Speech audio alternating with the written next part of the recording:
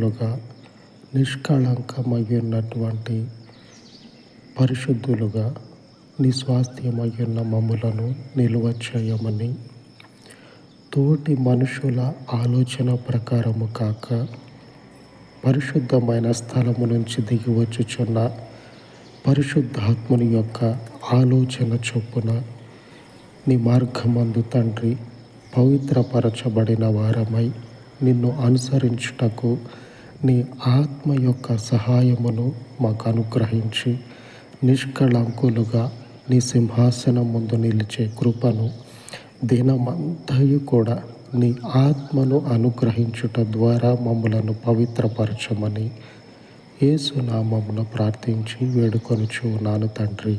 ఆమేన్, ఆమేన్. ఉన్నతుడైన దేవుని సహవాసము మనకు తోడయ్యుండి నడిపించును గాక. ఆమేన్, ఆమేన్.